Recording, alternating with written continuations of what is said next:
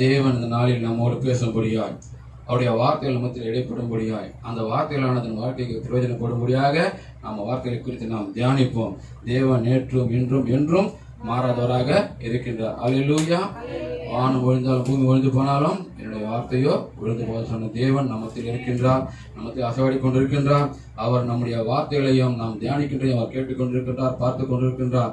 அவர் நன்மை செய்கிறாகவே சுற்றித் திரிந்த தேவன் மனிதனை படைத்து இந்த உலகத்தை கையில் ஒப்படைத்து எல்லாவற்றையும் ஆண்டு கொள்ளுங்கள் என்று நம்மத்திலே தேவன் நமக்கு சொல்லியிருக்கின்றார். அதனாலே தேவன் அவர் சொன்னதை மனுஷன் கேட்காதனால தான் பாவத்துல அவன் உள்ளானான், பாவத்துக்குள்ளானான், பாவம் செய்து தேவ மகிமையை அற்று போனான். அல்லேலூயா.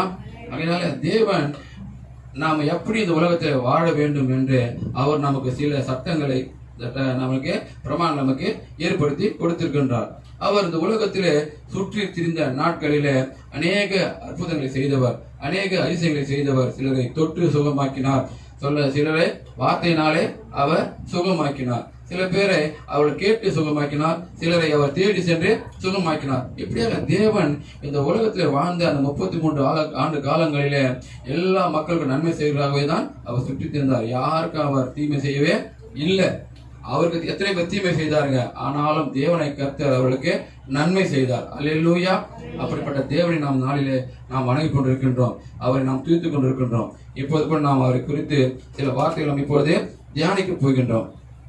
அவர் மனுஷனை படைத்து அவர்களை இந்த உலகத்தில் ஆண்டுக்கு சொல்லும் போது அவர்கள் அவருடைய வார்த்தையை மீறி சாத்தனுடைய வார்த்தைக்கு செவி சாய்த்தார்கள். அல்லேலூயா.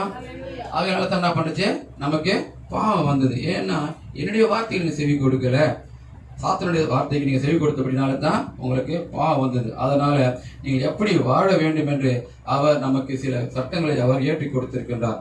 நாம் அவர் சொல்லியிருக்காரு, நீங்கள் யாரு வணங்கா கழுத்துள்ள ஜனங்கள். அல்லேலூயா.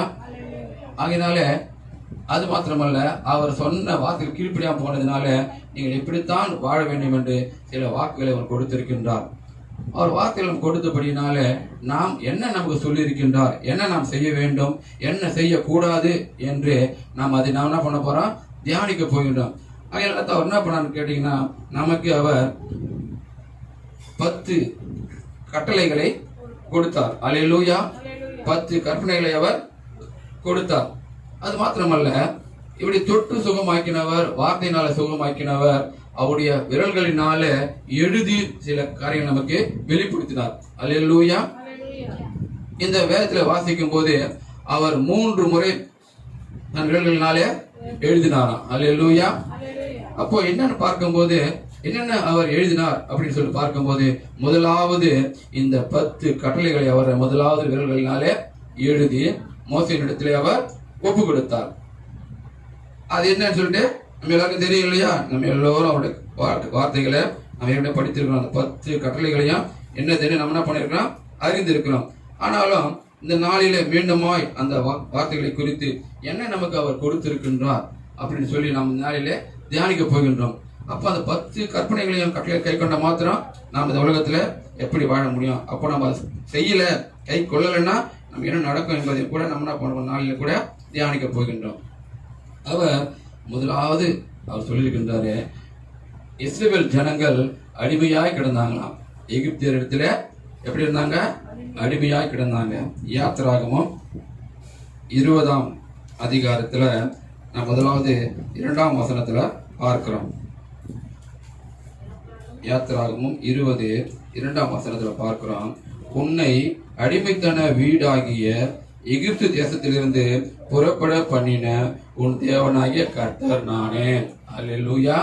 முதலாவது என்ன பண்றாரு, நம்மை அடிமைத்தனத்திலிருந்து நம்மை மீட்கின்றார், சுதந்திரத்தை நமக்கு கொடுக்கின்றார். எப்படி இந்திய தேசம் சுதந்திரம் இல்லாமல் ஆங்கிலேயத்தில் அடிமைப்பட்டு கிடந்ததோ, அப்பொழுது சுதந்திரத்தை பெற்றுக்கொண்டு சுதந்திரம் வாழ்ந்து கொண்டிருக்கிறோமோ, அது போல இஸ்ரவேல் ஜனங்கள் எகிப்தியர் மத்தியிலே அடிமையாய் கிடந்த மக்களை அவர் அவர்களிடத்திலிருந்து மீட்டு கொண்டு வந்தார். அல்லேலூயா. அப்போ யாரும் அவரை மீட்கல, நம்முடைய ஆண்டவர் இயேசு கிறிஸ்து தான் என்ன பண்ணார், அடிமைத்தனத்திலிருந்து அவரை மீட்டு கொண்டு வந்தார். தேவன் அவர்களை மீட்டுபடினாலே அவர் இப்போது சொல்லுகின்றார், நான் மீட்டு கொண்டு வந்தேன், அதனால என்னை அன்றி உனக்கு வேறே தேவர்கள் உண்டா இருக்க வேண்டாம். அல்லேலூயா. அல்லேலூயா. நாம பாவத்துல கிடந்த நம்மளை பாவங்களை மன்னித்து அடிமையாய் கிடந்த நம்மளை அடிமைத்தனத்திலிருந்து மீட்டு சுதந்திரமாக நம்ம வாழும்படியாய் நம்ம கிருபை கொடுத்து தேவனை சொல்றாரு, என்ன என்று உனக்கு வேற தேவன் உண்டாயிருக்க வேண்டாம். அப்ப அவர் தான் நமக்கு தேவன். ஏன் அவர் தான் படைத்தவர், நம்மை வாழ்வதற்கு வழிவகுத்து கொடுத்தவர், இப்போது அடிமையாக கிடந்த நம்மளை மீட்டு எடுத்தவர். ஆக சொல்றாரு, நீ என்ன மாத்திரம் என்ன பண்ண, தேவனாக ஏற்றுக்கொள், நான் தான் உனக்கு தேவன் கர்த்தர் அப்படின்னு சொல்லிட்டு சொல்றாரு. அது மாத்திரமல்ல, மேலே வானத்திலும் கீழே பூமியிலும் பூமியின் கீழ் தண்ணீரிலும் உண்டாயிருக்கிறவர்களுக்கு ஒப்பான ஒரு சொரூபத்தை ஆகிலும் யாதொரு விக்கிரகத்தை ஆகிலும் நீ உனக்கு உண்டாக்க வேண்டாம். ஏன்னா ஆண்டவர் நம் நினைவுகளை அறிந்திருக்கிற தேவன். இதெல்லாம் ஏன் முதலே சொல்றாருன்னா, நீங்க அப்படித்தான் செய்வீங்க, இதெல்லாம் செய்வீங்கன்னு அவர் அறிந்திருப்படினால தான் அவர் முன்னதாகவே நமக்கு கட்டளை கொடுக்கின்றார். இதெல்லாம் நீ செய்யாதீங்க. ஆரோன் சொல்லிட்டா இல்லையா, என்ன பண்ண ஆரோன கொஞ்ச நேரம் தாமதமாச்சு. மோசே மலையிலிருந்து கீழே இறங்கி வர்றதுக்கு கொஞ்ச நேரம் தாமதமாச்சு. அப்ப ஜனங்கள்லாம் என்ன பண்ணிட்டாங்க, மோசே உயிரை இருக்காரா இல்லையான்னு கூட நமக்கு தெரியல. ஏன்னா அவர் நம்ம கிட்ட போயிட்டு 40 நாள் ஆகி போச்சு, அவர் வரலையே, அவர் திரும்ப வருவாரோ வரமாட்டாரோன்னு சொல்லிட்டு நமக்கு தெரியாது. ஆகையினால நீ என்ன பண்ண, ஒரு விக்கிரகத்தை உண்டாக்கு, நாம என்ன பண்ணுவோம் அதை நம்ம வணங்கலாம் அப்படின்னு சொல்லிட்டு ஜனங்கள் எல்லாம் கேட்ட உடனே இவர் என்ன பண்ணிட்டாரு, அவங்க எல்லாருக்கிட்ட இருந்து அவங்க அணிந்திருந்த அணிகள்களை வாங்கி, அதுவும் சொல்றாரு பாருங்க, மோசேவன் கேட்க சொல்றாரு, அவங்க ரொம்ப உங்களை வருவிகளை வரமாட்டேன்னு சொல்லி நம்பிக்கை இழந்துட்டாங்க. அவங்க தான் என்னிடத்துல ரொம்ப முறுமுறுத்து என்னை தொந்தரவு பண்ணாங்க. அதனால தான் அவங்ககிட்ட என்ன பண்ணேன், அந்த நகையெல்லாம் வாங்கி நான் நெருப்புல போட்டேன், அதுதான் போச்சியா கன்றுக்குட்டியா வந்தது. எப்படிங்க அது, இவனே செஞ்சுட்டு கன்றுக்குட்டியா உருவத்தை செஞ்சு வச்சுட்டு நான் நெருப்புல நகையெல்லாம் போட்டேன், அதுதான் ஆச்சு கன்றுக்குட்டியா வந்துடுச்சு அப்படின்னு சொல்லிட்டு சொல்றான். அதைத்தான் சொல்றாரு, என்னை அன்றி உனக்கு வேற தேவன் உண்டாயிருக்க வேண்டாம். அது மாத்திரமல்ல, நீ அவைகளை நமஸ்கரிக்கவும் சேவிக்கவும் வேண்டாம். அல்லேலூயா. ஏன்னா தேவனாகிய கர்த்தர் உயிருள்ள தேவனாக இருக்கின்றார். அந்த கன்றுக்குட்டியானது உயிரற்றதா காணப்படுறது. அவர் அணிந்திருந்த அணிகலன்களாலே அது உருவாக்கப்பட்டது இல்லையா. அப்போ அதை என்ன பண்ணக்கூடாது, வணங்கக்கூடாது அப்படின்னு சொல்லிட்டு அவர் முன்னமே இப்படிலாம் சேவிக்கன்னு சொல்லிட்டு அவர் அறிந்திருந்தது தான் முன்னதாகவே அவர் நமக்கு கட்டளை கொடுத்திருக்கின்றார். அப்போ அவர் சொன்ன கட்டளையை மீறி நாம் நடப்போமானால், சொல்லிட்டார் இல்லையா, முதல் கட்டளை சொல்லிட்டாரு, என்னை என்று உனக்கு வேற தேவன் உண்டாயிருக்க வேண்டாம்னு சொல்லிட்டாரு. அப்படி நீங்க மீறி செஞ்சீங்கன்னா என்ன நடக்கும் பார்க்கும்போது அவர் சொல்றாரு, 5ஆம் வசனத்தை சொல்றாரு, நீ அவைகளை நமஸ்கரிக்கவும் சேவிக்கவும் வேண்டாம். உன் தேவனாகிய கர்த்தராய் இருக்கிற நான் எரிச்சலுள்ள தேவனாய் இருந்தேன். என்னை பகைக்கிறவர்களை குறித்து பிதாக்களுடைய அக்கிரமத்தை பிள்ளைகளிடத்தில் 3ஆம் 4ஆம் தலைமுறை மட்டும் விசாரிக்கிறவராய் இருக்கிறேன். ஆமென். அல்லேலூயா. பாருங்க, அவர் கட்டளை கொடுத்துட்டாரு, என்னதான் நீங்க வணங்கணும் அப்படி சொல்லிட்டாரு. அப்போ அப்படி மீறி எப்படி ஏவாள் செஞ்சாலோ, இந்த பழத்தை சாப்பிடக்கூடாது சொல்லியும் பாம்பு சொன்ன உடனே அவனை பண்ண ஆசைப்பட்டு அந்த பாம்பை சொன்ன வார்த்தையை கீழ்ப்படிஞ்சு அந்த பழத்தாவை சாப்பிட்டுட்டா. அதனால தான் என்ன பண்ணுச்சு, பாவம் வந்தது இல்லையா. அது போல தேவனை கர்த்தர் சொல்லிட்டார், நான் தான் உனக்கு கடவுள், என்னை மாத்திரம் தானே வணங்கணும், மற்றபடி வேற எந்த காரியத்தை உருவாக்க கூடாது சொன்ன போது அப்படி மீறி நீங்க செஞ்சீங்கன்னா என்ன பண்ணிட்டாரு, அவங்க பிதாக்கள் செஞ்ச அக்கிரமத்தை 3ஆம் 4ஆம் தலைமுறை மட்டும் அவர் விசாரிக்கிறவா இருக்கிறார். அல்லேலூயா. பாருங்க, எவ்வளவு தப்பு செஞ்சுட்டு போயிட்டான், நம்ம முப்பாட்டனார் தப்பு செஞ்சா கூட அது என்ன பண்ணுவாராம், நம்ம இடத்துல அவர் என்ன பண்ணுவாராம் கேட்பாராம், நம்ம விசாரிப்பாராம், இவங்க பாடுற ஏன் செஞ்சாருன்னு சொல்லிட்டு. நமக்கு தெரியும் ஏன் செஞ்சாருன்னு சொல்லிட்டு தெரியாது, ஆனால் நம்ம இடத்துல அவர் என்ன பண்ணுவாராம், அந்த வேற பழியை நம்ம இடத்துல சுமத்துவார். அல்லேலூயா. அப்போ நாம படிக்க சுமக்க கூடாது, அதுக்குள்ள கூட சொன்னா நம்ம என்ன பண்ணோம், சொன்ன கட்டளைக்கு கீழ்ப்படினோம். ஏனென்றால் அவர் தன்னுடைய விரல்களாலவே இந்த வாக்குகளை நமக்கு எழுதி கொடுத்திருக்கின்றார். அப்போ நம்ம என்ன பண்ணோம், வார்த்தையை தான் விசுவாசிக்கணும், அதுதான் நமக்கு முக்கியம். வார்த்தை தான் நமக்கு முக்கியம், வார்த்தை தான் வல்லமை உள்ளது. போன வயசு இல்லையா, வார்த்தை தான். அப்போ தேவன் வார்த்தையாக இருந்தார், அந்த வார்த்தையை தான் என்ன பண்ண நமக்கு சொல்லியிருக்கிறார், நீ இதெல்லாம் செய்யணும், இதெல்லாம் செய்யக்கூடாது சொல்லிட்டு. அப்போ நம்ம அந்த வார்த்தையை மீறினோம்னா 3ஆம் 4ஆம் தலைமுறை மட்டும் அவர் விசாரிக்கிறவராக இருக்கின்றார். ஆனால் இன்னொன்னு சொல்றாரு பாருங்க, நான் சொன்னதை அப்படியே நீங்க கடைபிடிச்சீங்கன்னா என்ன செய்யறாரு பாருங்களேன், கற்பனை கற்பனைகளை கை கொள்ளுகிறவர்களுக்கோ 1000 தலைமுறை மட்டும் இரக்கம் செய்கிறவராய் இருக்கிறேன். ஆமென். அல்லேலூயா. பாருங்க என்ன சொல்றாரு பாருங்க. அங்க 3ஆம் தலைமுறைன்னு சொல்லிட்டாரு. இங்க என்ன சொல்றாரு பாத்தீங்கன்னா, நான் சொன்னது எல்லாவற்றையும் நீங்க கேட்டு என் மேல நீ அன்பு கூர்ந்து என் கற்பனை கை கொள்ளுகிறவர்களுக்கோ 1000 தலைமுறை. எத்தனை தலைமுறை? 1000 தலைமுறை. அங்க நம்ம விசாரிக்கிறது எத்தனை தலைமுறை? 3 அல்லது 4. ஆனால் அவர் வார்த்தைக்கு கீழ்ப்படிந்தோமானால் அவர் நமக்கு 1000 தலைமுறை வரைக்கும் அவர் இரக்கம் செய்கிறவராக இருக்கின்றார். அல்லேலூயா. அப்ப நமக்கு எது வேணும்? 1000 தலைமுறை வேணுமா? ஆசீர்வாதம் வேணுமா? இல்ல 4ஆம் தலைமுறைக்கு நம்ம விசாரிச்சுட்டே இருக்கிறது அது வேணுமா? 1000 தலைமுறைக்கு நம்ம என்ன பண்ணா அவர் நமக்கு ஆசீர்வதிக்கணும். அப்போ நம்ம என்ன பண்ணணும்னா அவருடைய வார்த்தைகளுக்கு கீழ்ப்படியணும். அவர் சொன்ன கட்டளைகளுக்கு நாம் கீழ்ப்படியணும். பிரமாணங்களை நாம் என்ன பண்ணா கை கொள்ளணும். அதுக்கு தான் மனுஷன் எப்பவுமே வந்துட்டு நம்ம சொன்னதை செய்ய மாட்டான் அப்படின்னு சொல்லிட்டு அறிந்திருந்தான் முன்பதாகவே அவர் நமக்கு 10 கட்டளைகளை கொடுத்திருக்கின்றார். இப்போ என்ன சொல்றாருன்னா, நீ என்ன பண்ணு, உன்னுடைய தாயன் தகப்பனையும் கனம் பண்ண சொல்றாரு. என்ன சொல்றாரு? வாழ்நாள் நீடித்திருப்பதற்கு. அல்லேலூயா. இதெல்லாம் சொல்லிட்டாரு. 1000 தலைமுறை வரைக்கும் என்ன பண்றாரு நமக்கு? இல்ல இரக்கம் செய்கிறவர். 1000 தலைமுறை வரைக்கும் இரக்கம் செய்கிறவர் சொல்றாரு. என்ன பண்ண? ஞாயிற்றுக்கிழமை ஓய்வு நாள் இல்லையா? அவர் வாரத்தின் 7ஆம் நாள் ஓய்ந்திருந்தார். அந்த ஓய்வு நாள் யாருடையது? கர்த்தருடையது. ஆமென். அல்லேலூயா. அந்த ஓய்வு நாள் எப்படி ஆசரிக்கணுமா? பரிசுத்தமாய் ஆசரிக்கணும். ஏன்? அவர் பரிசுத்தமுள்ள தேவன். அல்லேலூயா. அவர் பரிசுத்தமாக பிறந்தவர். ஆகையினால அந்த தேவனை நாம் ஓய்வு நாளிலே பரிசுத்தமாக ஆசரிக்க வேண்டும் அப்படின்னு சொல்லிட்டு என்ன சொல்லிட்டே வராரு இல்லையா? அந்த 10 கட்டளைகளை நமக்கு கொடுத்திருக்கின்றார். அப்போ அந்த 10 கட்டளைகளையும் கை கொள்வோமானால் அல்லேலூயா நம்ம என்ன பண்ணுவோம்? 1000 தலைமுறைக்கு நம்ம உலகத்துல அரசாட்சி செய்யலாம். நாம வாழலாம், சந்தோஷமா வாழலாம். அவர் நமக்கு இரக்கம் பாராட்டுவார். சப்போஸ் நம்ம தெரியாம செஞ்சுட்டோம்னா கூட ஆண்டவர் கட்டளை அறிந்தபடினாலே நம்ம என்ன பண்ணுவோம்? ஆண்டு கிட்ட போய் மன்னிப்பு, ஆண்டவரே இது செய்யக்கூடாது சொன்னீங்க, நான் என்ன பண்ணிட்டேன்? செஞ்சுட்டு ஆண்டவரே, அதனால என்ன பண்ண என்ன மன்னிக்கன்னு சொல்லும் போது தேவன் அவர் நம்மை மன்னிக்கிறவராக இருக்கின்றார். இந்த முதல்ல சொன்ன அந்த வார்த்தையிலேயே நமக்கு அடங்கி போச்சு. அதே 1000 தலைமுறை கிடைச்சிருது இல்லையா? அவர் வார்த்தைகளுக்கு அன்பு கூறும்போது நம்ம கை கொள்ளும் போது 1000 தலைமுறை வரைக்கும் என்ன பண்ண நமக்கு இரக்கம் செய்வதாக இருக்கின்றார். அப்போ நம் மீது வைத்தவர் அன்பினால தான் நாம கெட்டு போக கூடாது. அல்லேலூயா. நமது உலகத்திலே அழிந்து போக கூடாது சொல்லிட்டு தான் அவர் நமக்கு என்னெல்லாம் நம்ம செய்யலாம் அப்படின்னு சொல்லிட்டு நமக்கு சொல்லிட்டாரு. என்ன செய்யக்கூடாதுன்னு சொல்லிட்டு நமக்கு பிரிச்சு கொடுத்துட்டாரு. அப்பா மகனே, இதெல்லாம் நீ செஞ்சினா ஒரு வாழ்நாள் நீடித்திருக்கும், இதெல்லாம் நீ செய்யாம இருந்தினாக்கா உன் வாழ்நாள் நீடித்திருக்கும், இதை செஞ்சீங்கன்னா உங்களுக்கு இந்த பாவம் வரும், நீ என்ன பண்ணுவ? துன்பப்படுவ. என்ன சொல்ற கடைசி சொல்லிட்டு பாருங்க, கொலை செய்யாதிருப்பாயாக, விபசாரம் செய்யாதிருப்பாயாக, களவு செய்யாதிருப்பாயாக, எனக்கு விரோதமாய் பொய் சொல்லாதிருப்பாயாக, என்னுடைய வீட்டை இச்சியாதிருப்பாயாக. அப்போ எத்தனை ஒன்று சொல்லிருக்காரு? 1 2 4 6 சொல்றாரு இல்லையா? 4 செய்ய சொல்லியிருக்காரு இல்லையா? அப்போ இந்த 6 இதெல்லாம் செய்யாத, இதெல்லாம் செஞ்சினா என்ன ஆகும்? உனக்கு ஆபத்து வரும், உனக்கு கஷ்டம் வரும், உனக்கு துன்பம் வரும் அப்படின்னு சொல்லிட்டு ஆண்டவர் நம்முடைய வாழ்க்கைக்கு என்னெல்லாம் தேவையோ அதை தெளிவாக நமக்கு இங்க தெளிவுபடுத்தி விட்டார். அதை வாயால சொல்லாதபடிக்கு அவர் விரல்களினாலேயே எழுதி கொடுத்துட்டாரு. நம்ம சொல்லுவோம் இல்லையா? ஏதாவது இப்போ ஒரு இடம் வாங்கினாலோ இல்ல ஏதாவது பொருள் வாங்க கேட்கறான், பில்லு கேட்கறோம் இல்லையா? எதுக்கு நான் பில்லு கேட்கறான்? உத்தரவாதம் இல்லையா வாங்கினேன்னு சொல்லிட்டு.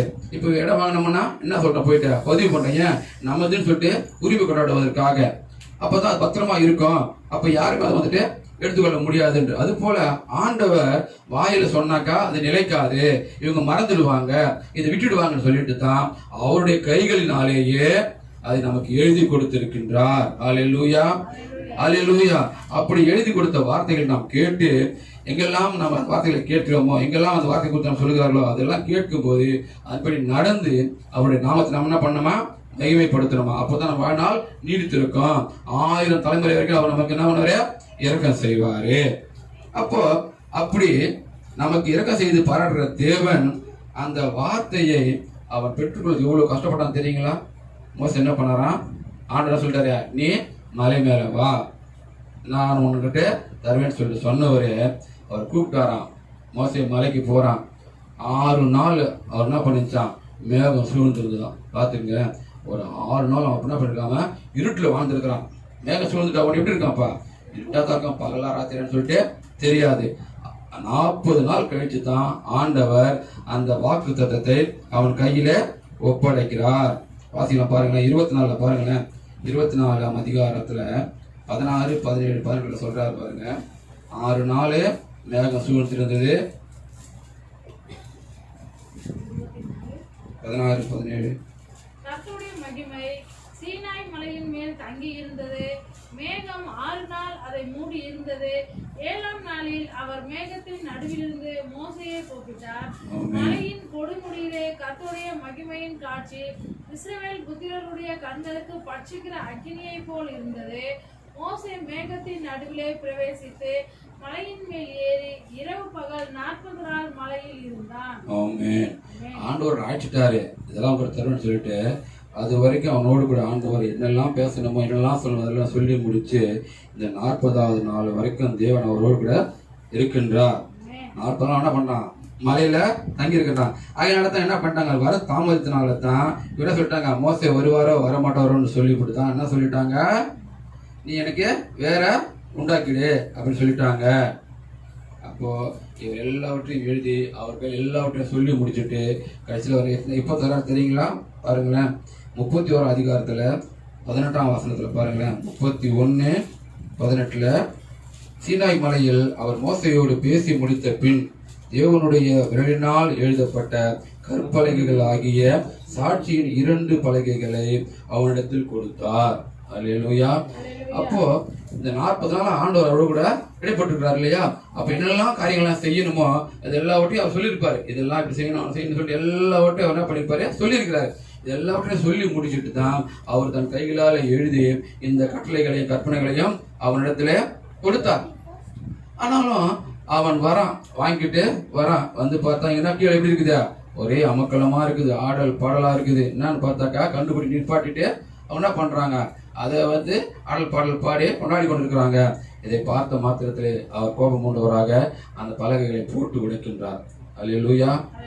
பாருங்க, 40 நாள் ஆண்டவரோடு கூட இருந்து வந்தவர், ஆண்டவர் என்னெல்லாம் சொல்லியிருப்பாரு. ஆனாலும் அவர் பண்ண காரியத்தை பார்க்கும்போது அவருக்கு கோபம் வந்துடுது. கோபம் வந்து அவன் என்ன செய்யணும்னு தெரியாம அவர் கொடுத்த கட்டளை என்ன பண்ணிட்டான், போட்டு உடைச்சிட்டான்.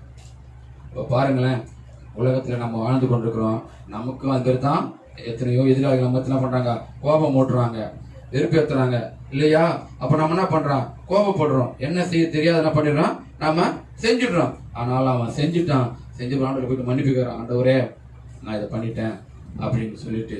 ஆனால் ஆண்டவர் அப்படி விட்டுட்டாரா, இல்ல, மீண்டும் அவன் அழைக்கிறாரு, நீ வா நான் மீண்டும் தருவேன்னு சொல்லிட்டு கூப்பிட்டு இப்ப என்ன சொல்றாரு தெரியுமா, முதல் அவராகவே எழுதி கொடுத்தாரு, இப்ப என்ன சொல்றாரு, நீயே எழுது அப்படின்னு சொல்லிட்டு அவரே எழுதி விட்டுறாரு.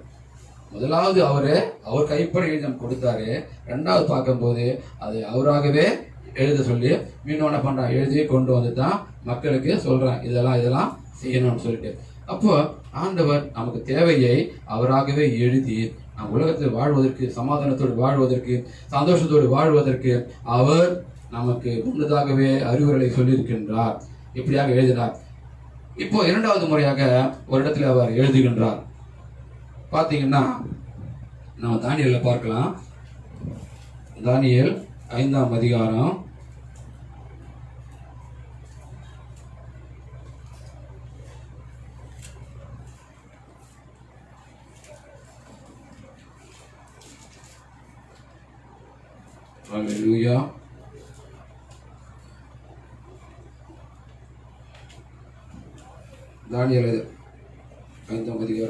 25 வசனத்துல பாருங்களேன்.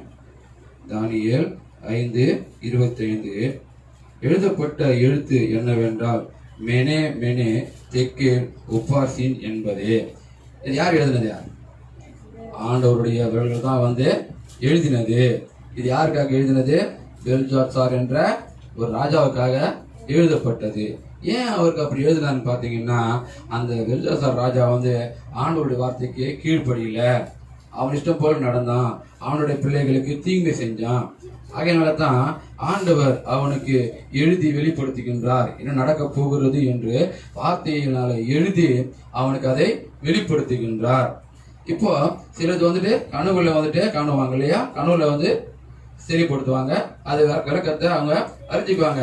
ஆனால் இதை பாருங்க, கனவுல சொல்லாதபடிக்கு எழுத்தின் மூலியமாக எழுதி காட்டுகின்றார். நீ இந்த காரியம் பண்ணதுனால உனக்கு இது நடக்க போகிறது அப்படின்னு சொல்லிட்டு ஆண்டவர் எழுதி அவனுக்கு தெரியப்படுத்துகின்றார். பாருங்க, இந்த வார்த்தையை அவனால் புரிஞ்சு கொள்ள முடியல, என்ன எழுதிக்கலாம் தெரியாமனால தான்.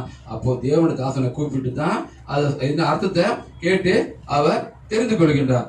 ஏன், ஏற்கனவே 10 கட்டளை கொடுத்துட்டாரு, நீ இதெல்லாம் செய்ப்பான்னு சொல்லிட்டாரு. அப்போ அப்படி அவர் சொல்லியும் ராஜாவானவர் ஆண்டவர் வார்த்தைக்கு கீழ்ப்படியாமல் தன் இஷ்டப்படியாக நடந்து கொண்டபடினாலே ஆண்டவர் இப்போது அவனுக்கு வெளிப்படுத்துகின்றார். என்ன சொல்லிட்டாரு, உன் ராஜ்யம் பிரிக்கப்பட போகிறது. அப்போ உனக்கு ராஜாவுக்கு இருக்கிறதுக்கு தகுதி இல்லை, நீ அந்த தகுதியை எழுந்துட்ட. ஏன், என் கட்டளைகளை நீ என்ன பண்ணல, கை கொள்ளல, கற்பனைகளையே கை கொள்ளல, கீழ்ப்படின்னு சொல்லிட்டு ஆண்டவர் எழுத்து மூலியமாக எழுதி அவனுக்கு தெரியப்படுத்துகின்றார். பாத்தீங்கன்னா அவர் தெரியப்படுத்தின பிறகு அந்த ராத்திரியே அவன் என்ன பண்றான், மறிச்சு போகிறான். அல்லேலூயா, அல்லேலூயா. சொன்னார் இல்லையா, நீ பாவம் செஞ்சினா என்ன சொல்லிட்டாரு, 3ஆம் 4ஆம் தலைமுறை மட்டும் விசாரிப்பேன்னு சொன்னார் இல்லையா. இப்ப பாருங்க, அந்த ராஜா ஆண்டவரத்தை கீழ்ப்படியாம போய் அவன் என்ன பண்ணிட்டான், தீங்கான காரியம் பண்ணதுனால அவர் வெளிப்படுத்திட்டாரு, உன் ராஜ்யங்கள் பிரிக்கப்பட்டு போகும். நான் என்ன பண்ண சொல்ல பாருங்களேன். இந்த வசனத்தின் அர்த்தமாவது, மெனே என்பதற்கு தேவன் உன் ராஜ்யத்தை மட்டிட்டு அதற்கு முடிவு உண்டாக்கினார். இது வரைக்கும் உங்ககிட்ட ஆட்சியை கொடுத்திருந்தாரு, நீ என்ன பண்ணல, ஆண்டவர் சொன்னபடி நீ நடக்கல, ஆகையினால இன்றோடு உன் ஆட்சிக்கு முடிவு கட்டிட்டேன். இனிமேல் என்ன பண்ண முடியாது, நீ ராஜாவாக இருக்க முடியாது. அதுக்கு அடுத்து என்ன பண்றாருன்னா, தராசிலே நிற்கப்பட்டான்.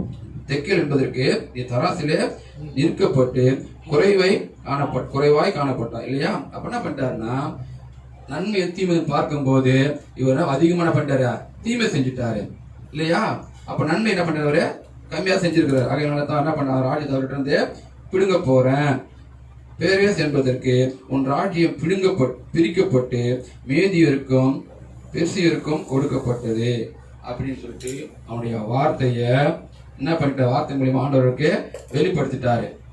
இதோட உன்னுடைய என்ன பண்ண போது ஆட்சி முடிவு வந்தாச்சுன்னு சொல்லிட்டு கடைசி வசனத்தை பார்க்கும் போது மீதி நகித்த 30ஆம் வசனம், அன்று ராத்திரியிலே கல்தேயரின் ராஜாவாகிய பெல்சாத்சார் கொலை செய்யப்பட்டான். அல்லேலூயா, அல்லேலூயா. பாத்தீங்களா, ஆண்டவர் நிறைவேறிடுச்சா, விசாரிச்சாரா அவரா. அப்போ என்ன பண்ணோம்னா, ஆண்டவர் நம்ம சொன்ன கட்டளைகளை வார்த்தைகள் நம்ம என்ன பண்ணோம், தியானிக்கணும், கீழ்ப்படியணும், அதை கை கொள்ளணும். அதெல்லாம் ஆண்டவர் முன்பதான் காப்பாற்றுகிறாரு. எப்பவுமே சொல்லுவாங்க இல்லையா, வருமுன்னே காப்பது நல்லது இல்லையா. அணை வருதுன்னா என்ன பண்ண வழியே என்ன பண்ணுவோம், அதுக்கு தகுந்த காரியங்களை செஞ்சிடணும். இல்லை உடஞ்சி போச்சுனாக்கா ஒன்றும் பண்ண முடியாது, எல்லாம் பாழாய் போயிடும் இல்லையா, உலகமே அழிஞ்சு போயிடும். அது ஆண்டவர் சொல்றாரு, முன்பதாக சொல்லிட்டார் நமக்கு, நீ நல்லா வாழணும்னா இதெல்லாம் செய்ப்பா, இதெல்லாம் கை கொள்ளுப்பா சொன்னாரு. இந்த ராஜா அதை வார்த்தைக்கு அவன் கீழ்ப்படியாததுனால இப்பொழுது அவனுக்கு ராஜாவா இருந்தாலும் கூட தேவன் அவனை தண்டிக்கிறார். அல்லேலூயா. இப்போ என்ன இதுக்கு அதுக்கு அர்த்தம் என்ன சொல்றாரு, ஆண்டவர் அவனுக்கு முடிவு உண்டாக்கினார், தீர்ப்பு கொடுத்துட்டாரு இல்லையா. என் வார்த்தையை கீழ்ப்படியாததுனால நீ என்ன பண்ணிட்டேன்னாக்கா மரணத்தை ஏதோ பார்த்தோம்னா ஆகிட்ட. அதனால அந்த ராத்திரிலே அவன் கொலை செய்யப்பட்டான். இப்படியாக ஆண்டவர் வார்த்தைகளை 2வது முறையாக எழுதி அந்த ராஜாவுக்கு முடிவு உண்டாக்கினார். அவன் மறிக்க வச்சுட்டார் அவனை. 3வது முறையாக பார்க்கலாம், மன்னிப்புக்காக. அல்லேலூயா. அவர் மன்னிப்புக்காக ஒரு முறை கூட அவர் எழுதுகின்றார் இல்லையா. எல்லாம் தெரிஞ்சுதானது இல்லையா. யாருக்கு எழுதினாரு, யோவான் 8ஆம் அதிகாரம் பாருங்க. 3வது முறை அவர் ஒரு இடத்துல எழுதுகின்றார்.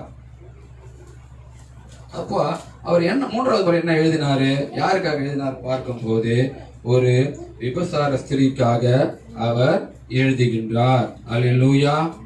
என்ன பண்ணாங்க, சீஷர்கள்லாம் பார்த்துட்டு பொதுமக்கள்லாம் பார்த்து என்ன பண்ணாங்க, விபசாரம் செய்கிற ஸ்திரியை கொண்டு வந்து அவரிடத்துல கொண்டு வந்து நிப்பாட்டுறாங்க. ஆண்டவரே, விபசாரம் செய்யும் போது நாங்கள் கையும் களவுமாக இவளை பிடிச்சிட்டோம், ஆகையினால இவளுக்கு நீங்க தண்டனை கொடுங்க அப்படின்னு சொல்லிட்டு கொண்டு வந்து நிறுத்துறாங்க. ஏன்னு சொன்னீங்கன்னா இவர் எப்படி பாவம் செய்யறாரு, இவர் இந்த காரியத்தில் எப்படி முடிவு எடுக்கிறாரு பார்க்கலாம். ஏன்னு கேட்டீங்கன்னா அவர் கல்லெறிய சொன்னாங்கன்னாக்கா மோசே நியாயப்பிரமாணத்தை மீறுறதாக அர்த்தமா.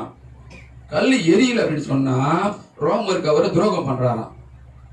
அப்போ இக்கட்டான சூழ்நிலை இல்லையா, அதை பண்ணா இப்படி ஆகுது, இதை பண்ணா அப்படி ஆகுது. அப்போ அவர் என்ன பண்ணுவாரு, அதனால தான் பண்ணிட்டாங்க எப்படியாவது ஒரு விதத்துல அவர் மீது நம்ம குற்றம் கண்டுபிடிக்கலாம் அப்படின்னு சொல்றதுக்காக அவரையே குற்றம் சாட்டும்படியாக இதுல கொண்டு வந்து ஒரு விபசாரி சிலையை கொண்டு வந்து நிறுத்துறாங்க. அப்பொழுது ஆண்டவர் அவர் சொன்ன வார்த்தையை கேட்டுட்டு என்ன பண்ணாரப்பா, தரையில குனிந்து அவர் எழுதினார். இப்ப பாருங்க, முதல்ல 10 கட்டளையே எழுதினாரு. இரண்டாவது அவர் எழுதுற எழுத்து அங்க சொல்லப்பட்ட சின்ன எழுதினான்னு சொல்லிட்டு மூன்றாவது எழுத சொன்னா சொல்லியிருக்கிறதா, தரையில எழுதினார். அப்ப என்ன எழுதினாரு அவரு, அதுல போடல இல்லையா. அப்போ ஆனா யாருக்காக எழுதுறாரு, அந்த விபசார ஸ்திரீக்காக எழுதுறாரு.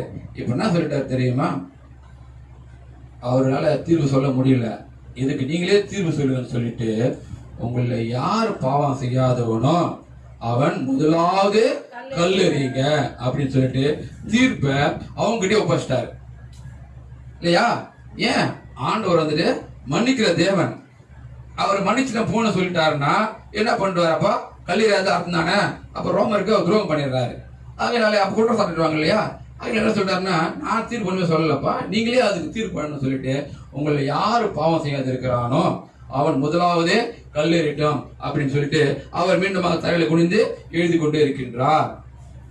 அப்போ ஆண்டவர் நமக்கு ஆணைத்தரமாக எழுதி நம்முடைய வார்த்தை, அவருடைய வார்த்தை நமக்கு வெளிப்படுத்துகின்றார், அதை உறுதிப்படுத்துகின்றார். அப்ப என்னன்னு பார்க்கும்போது என்ன எழுதுன்னு பார்க்கும்போது அந்த விவசாய ஸ்திரீக்கு மன்னிப்பை குறித்து தரையில அவர் எழுதினார். அல்லேலூயா, அல்லேலூயா. அதான் கடைசி சொல்றாரு இல்லையா. இப்போ கல்லெறி சொன்ன உடனே யாருமே அவர் மீது கல்லெறியல. அப்ப என்ன அர்த்தம், எல்லாருமே பாவம் செஞ்சிருக்கிறாங்க. அல்லேலூயா. ஆண்டவர் பாவம் செய்யாது சொன்னாரு, நான் பாவத்தை மன்னிச்சிட்டேன்னு சொன்னாரு.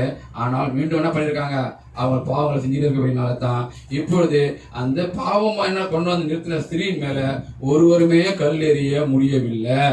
அப்ப உலகத்துல பாவம் இல்லாதவங்க யாருமே கிடையாது. அல்லேலூயா. ஆண்டவர் இயேசு கிறிஸ்து மாத்திரம்தான் பாவம் இல்லாத பிரதான ஆசிரியராக நம்ம இருக்கின்றார். அல்லேலூயா.